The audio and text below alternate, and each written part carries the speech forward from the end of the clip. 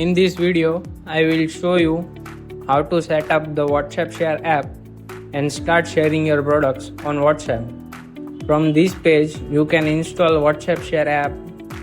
Currently, we have already installed, so we can directly move to Shopify admin. Now when you open the app for the first time, you will see the account setup screen. Here simply enter your username, email and phone number and then click on create account. Now your account is ready. Thereafter we can go to the settings page. Here first make sure the status is set to enable. This is important because WhatsApp button will only appear on your store when the status is enabled. Next there is button size. You can choose between small, medium or large depending on how you want it to look on your product page. After that, set the message text. This is the message that will forward it along with the product link on WhatsApp. For example, check out this product. Once everything looks good, click on Save Settings.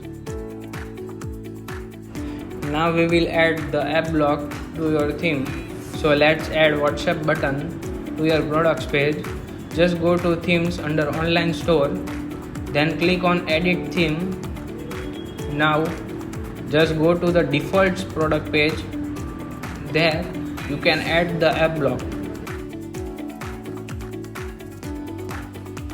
So on the left section, click on add button and go to apps. Under that you will see WhatsApp Share app.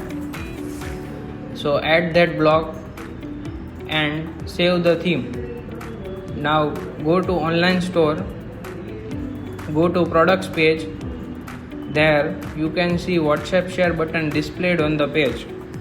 Now just click on it and you will be redirected to WhatsApp, where the product link and message are already filled in.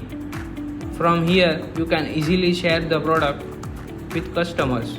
If you found this video helpful, don't forget to like, share and subscribe. You can install this app on your store by clicking the link below. Thanks for watching.